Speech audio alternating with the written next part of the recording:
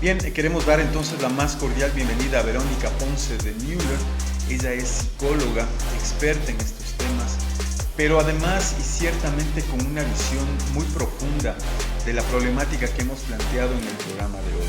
Antes de desarrollar este contenido, pues le queremos dar la más cordial bienvenida a Verónica Ponce, aliada de este programa y de otras circunstancias que estamos fraguando y que las iremos comentándoles a medida que vayamos avanzando en ese tema. Muchas gracias, Douglas, por la invitación. Es un tema bien interesante, un poquito difícil, pero hablando desde la parte positiva y del amor, todo es maravilloso. Chévere, Verónica, nos parece que vamos a tener una conversación interesante. Quiero contextualizar al público y a Verónica que previa a mi venida a la radio, yo pude vivir un suceso personal que trae a buen contexto lo que está pasando con nuestros hijos. Pude ser testigo del ataque de una joven adolescente. ¿Ataque en qué sentido? Le comenzó a dar un dolor de estómago brutal, brutal, gritaba del dolor, no sabíamos qué pasaba. Y claro, esta chica ya adolescente tenía un dolor de barriga gigante producto del estrés, vomitó, ya no tenía que vomitar, vomitó, digamos, gases, digamos, líquidos gástricos. Y todo esto porque nuestros hijos están viviendo una tensión gigantesca. Y aparte de toda esa tensión que tiene que ver con este cambio antinatural que nos hicieron al ponernos detrás de una computadora a nuestros hijos, al estar expuestos a una hipertecnología que ha causado diversos problemas que Verónica va a analizar después, es ciertamente que este programa convocó y se convocó a partir de un video que yo le compartí a Verónica. Le dije, Verónica, mira este video. A estos términos, ¿no? Bueno, te quiero mostrar un video que seguramente te va a... ¿Cómo decirlo? A hervir la sangre de la misma forma que lo hizo conmigo. Mira. It's Pride, everybody! Every color on the Pride flag is a symbol in the sky. Pride! And I'm proud to be me every time that I see that Pride flag waving high. Red means life because living is a gift. Orange means healing and we have to persist in working to heal the world and healing ourselves. Yellow means sunlight cause you gotta shine bright. Green means nature and we gotta fight. Yo te dije que esto te iba a volar la cabeza. El rosa y el celeste, creo que dice al final, representan a los transexuales. Me gustaría saber cómo estos genios detrás de los medios de comunicación y estos genios ideólogos que están detrás de toda esta movida política, ¿cómo le explican a un niño de 3, 4, 5 años qué es un transexual? Me encantaría saberlo. Amigos, rápidamente, este video lo hemos tenido que poner, digamos, en su cara anversa, justamente para que no sea identificado y no nos puedan bloquear. Pero esto es parte de un programa dirigido para niños de 3 a 6 años, donde se crea una canción pro LGBT, pro este movimiento. Y uno entiende y se preocupa muchísimo porque ¿qué es lo que están viendo nuestros hijos? Esto pertenece a la cadena Nickelodeon. Y abiertamente muestran esta canción donde se explican los colores, pero además a los niños ya les dicen que uno de los colores representa la transexualidad. Y si eso no es un ataque, si eso no es una imposición, pues, ¿qué es lo que el mundo está viviendo? Vamos a hablar también de la teología del cuerpo. Qué maravilloso ese tema, porque alrededor de todo esto tenemos que reaccionar, tenemos que cuidar a nuestros hijos, pero desde una sabiduría superior. Estimada Verónica, te pido mil disculpas por la demora, pero era importante contextualizar por qué este programa. Así que cuéntanos, si los niños adolescentes están expuestos a esta información que prostituye la naturalidad de los conceptos, ¿qué debemos hacer a partir de ahora? ¿Cuál es el camino, estimada Verónica? Ahora, dentro del ser hombre o ser mujer, cada hombre y cada mujer tienen atributos femeninos y masculinos. Lo esperable es que el hombre tenga más atributos masculinos y la mujer más femeninos, pero sucede que a veces los hombres tienen más atributos femeninos y las mujeres más atributos masculinos. Pero esto no tiene nada que ver con ser homosexual, ¿no? Las cualidades femeninas son la receptividad, la afectividad, la intuición, la imaginación, la creatividad. El hombre es más abstracto, más lógico, el hombre ve solo el todo, la mujer ve el detalle, o sea, la sensibilidad incluso, ¿no? Un hombre más sensible no tiene nada que ver con ser homosexual, simplemente es un hombre que tiene su parte femenina un poquito más sensible. Una mujer que quiera ser ingeniera o piloto es porque tiene su cerebro un poquito más desarrollado a lo masculino, pero esto no tiene nada que ver con la identidad. Sin embargo, en el camino se puede ir empujando hacia allá por una falta de conocimiento en este aspecto, ¿no?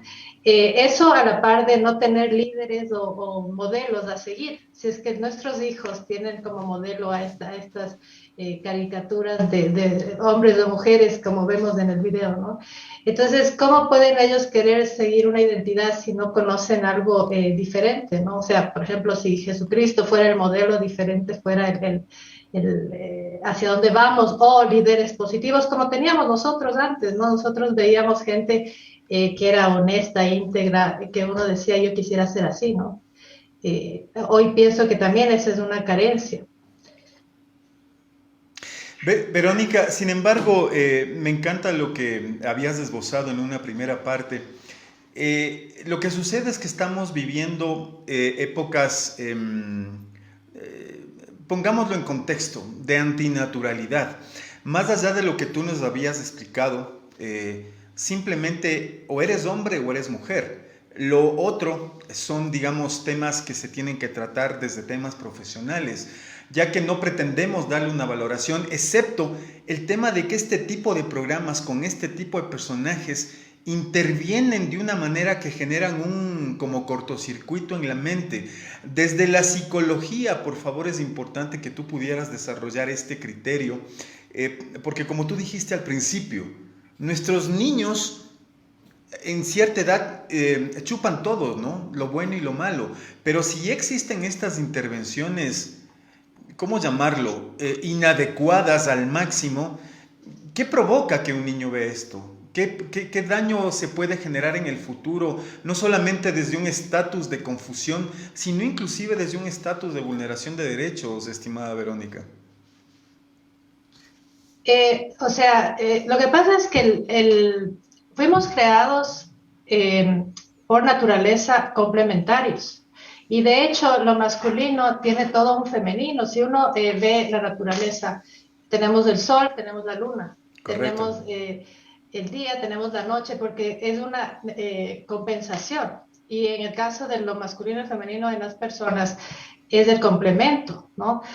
Mencionábamos, Douglas, la teología del cuerpo, que es preciosa, ¿no? Karol Wojtyla, el Papa Juan Pablo II, escribió, él habló 5 años seguidos, todos los miércoles de la Plaza de San Pedro sobre la sexualidad, y uno de sus temas fue la teología del cuerpo, porque uno expresa en el cuerpo lo que tiene en su cerebro.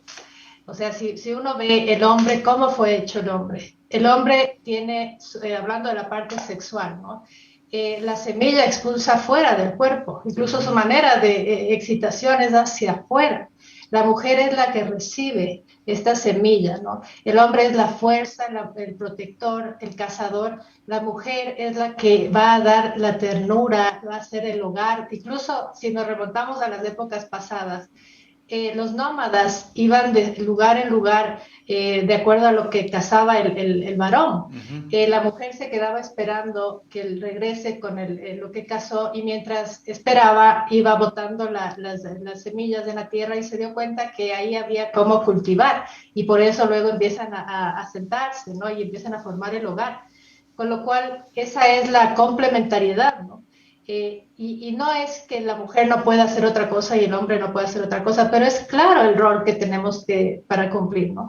Entonces, si el niño no ve esos roles, le estamos quitando la posibilidad de ver lo que es ser un hombre y lo que es ser una mujer. Entonces, no podemos deformar, porque no estamos simplemente haciéndoles ver que cualquier niño puede tener vagina y otros pueden tener pene, como hacia donde tiende la educación, ¿no? O tener dos padres o dos madres, es quitarles el derecho de ver la complementariedad y la naturaleza, ¿no? Y estando de acuerdo 100% en todo, si esta conversación, por ejemplo, la tuviéramos en Brasil, en Canadá o en España, tú y yo seríamos objeto de ¿cómo se llama?, de un juicio por odio, ¿sí? A nosotros nos llamarían como incitadores al odio.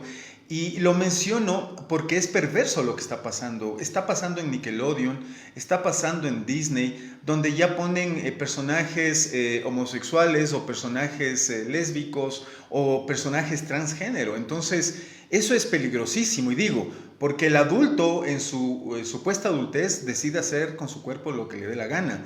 Pero el problema es cuando esa percepción o ese desconocimiento o antinatural lo comienzan a inocular a nuestros hijos, Verónica.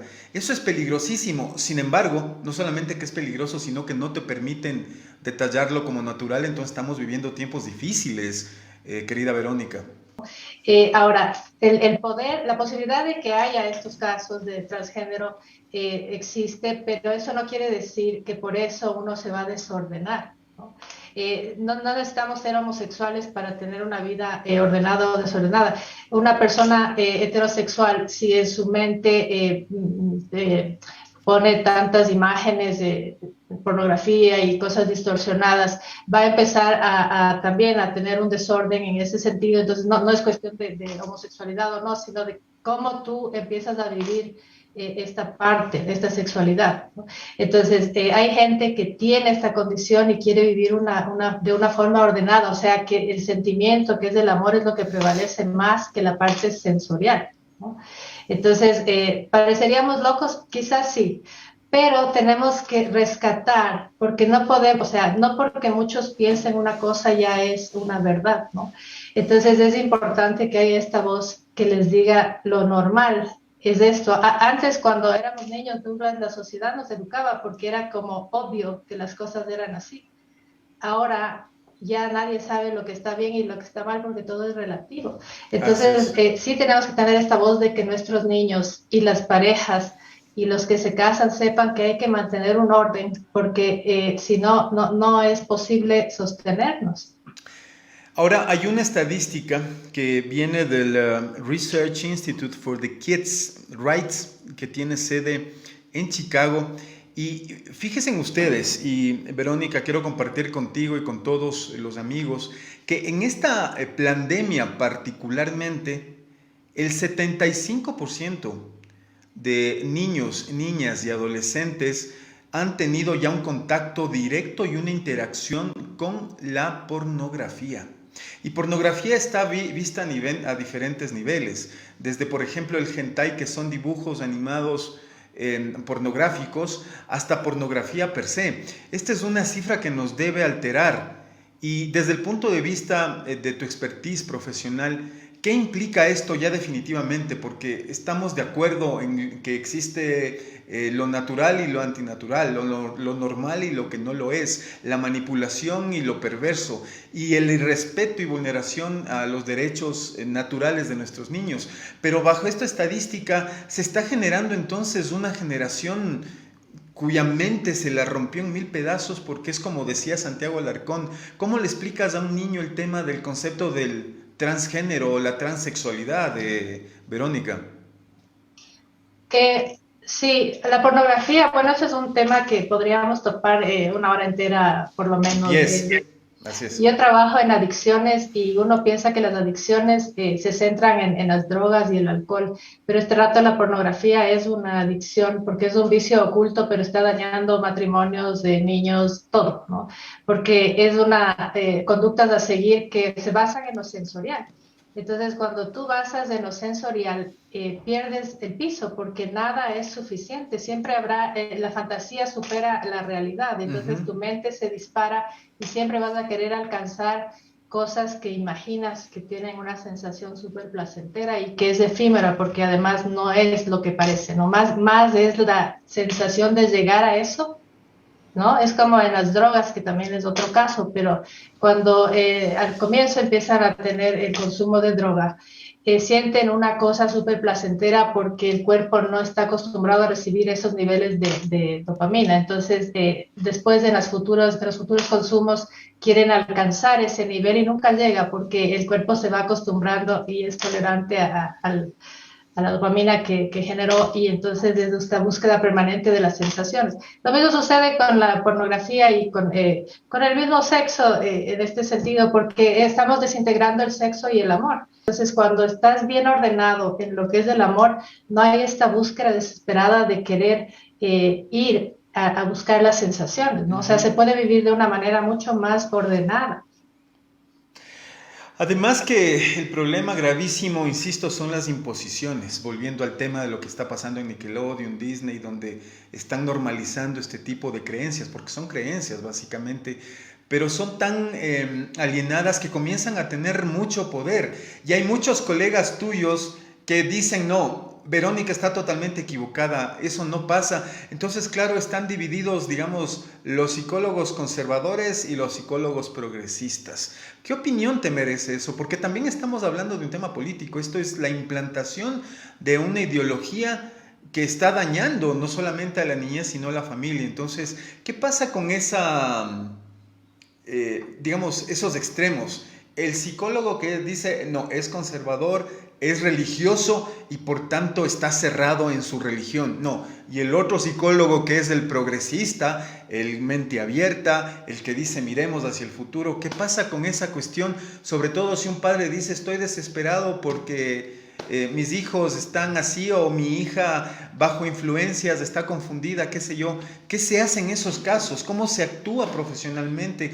¿Cómo identificamos que digamos, no necesariamente tenga que ser un psicólogo conservador, uno progresista, para entender que la naturalidad de las cosas nos exigen una reacción, Verónica?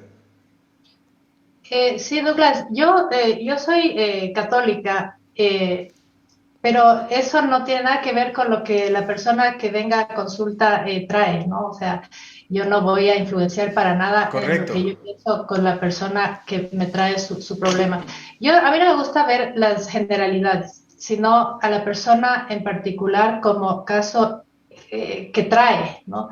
Porque es muy fácil decir todos son así o esto sucede a todo el mundo, pero cuando tú estás frente a frente con una persona y su dolor, porque si vienen a verte es porque quieren, algo les hace ruido, ¿no?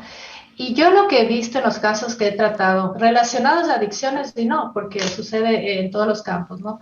Incluso a veces hasta en las áreas de la gente religiosa, o sea, es una cosa que está pasando mucho, y mucha gente por tapar esto que siente y no lo habla, huyen a través de diferentes cosas, ¿no?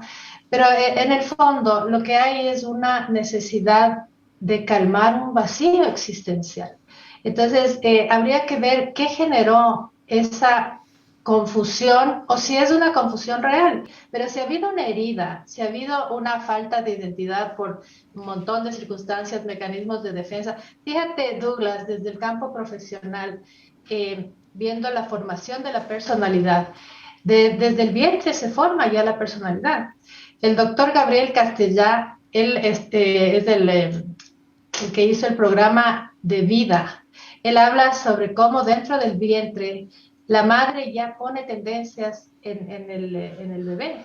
Lo que la madre está sintiendo, lo que la madre trae de los ancestros, ya al hijo le plasma, porque la madre y el hijo en un momento, cuando el cordón sigue unido, sienten lo mismo, son una misma cosa. Entonces, si la madre tiene violencias, abusos, si es que no tiene una buena imagen de su marido, todo eso va a influenciar ya en el hijo.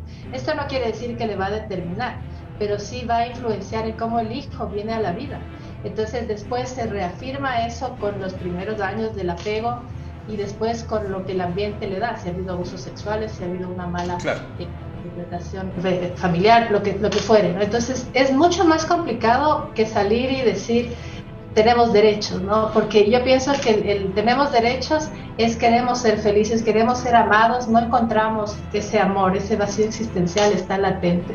Por eso no me gusta hablar de generalidades. Cada caso es cada caso y debe ser tratado con esa individualidad. Sin lugar a duda, estamos de acuerdo que existen atenuantes que son de rompimiento y que obedecen a diferentes circunstancias, pero en una sociedad de alta violencia, justamente son nuestros niños a los cuales les rompen dentro de la figura que tú mencionabas y convierten casos particulares en generalidades. Es decir, si es que hace 15 o 20 años hablábamos de esto, pues eran casos extraordinarios, supongo yo, pero ahora es como mucho más usual y definitivamente los padres no ven en ello un problema. Justamente porque te digo, independientemente de esa área en la cual se contextualiza la creación de un hijo, resulta que tú prendiste la televisión o te fuiste a ver una película, automáticamente está normalizado aquello que no es. Y es justamente esa parte que es importante analizar, porque los padres sí necesitamos convertirnos en vigilantes, pero sin caer en un tema de asustar a nuestros hijos, porque ya te digo, la televisión, los medios de comunicación hacen loa de este tema porque es un tema político, digamos, porque no sé qué otro término utilizar, pero esto es muy grave. ¿Qué hacen los padres? ¿Qué hacemos los padres frente a esto? Sobre todo porque los niños están frente al televisor, manejan el celular y les puede llegar cualquier tipo de estas vainas que están pululando ahí, pero sin ningún tipo de censura, Verónica. Entonces, en este contexto me parece que caen los padres, porque es más cómodo no tener conflicto. Pero si a ti te importan tus hijos, no es una moda el perder la libertad, porque el rato que tú a tus hijos les dices que todo da igual, les estás quitando la libertad, les estás haciendo que sean borregos y que sigan lo que todo el mundo hace y que no piensen. Entonces, un padre responsable es un padre que dice, te amo y por eso quiero lo mejor para ti. Si hubiera un problema, tengo que ir al problema y acompañarte desde el problema. No puedo decir, todo el mundo hace y por eso no está mal, porque eso es una irresponsabilidad como padre. Es más cómodo y es más fácil dejarles que el que educa sea el internet, ¿no? O sea, además es tan sutil porque ponen en forma de infantil, muy infantil, ¿no? Todo esto de la homosexualidad. Por ejemplo, en la película del villano favorito, al final, ¿no? Los niños se besan y tal, todo muy tierno, y después ponen la música esta de Village People, ¿no? O sea, todo entra como muy sutil, ¿no? Sí, correcto. Uno no puede ir en contra de eso, pero tampoco es que no pasa nada, ¿no? Porque el rato de los ratos no importa nada. Entonces, esa es una irresponsabilidad de los padres, el permitir que les quiten la libertad a sus hijos.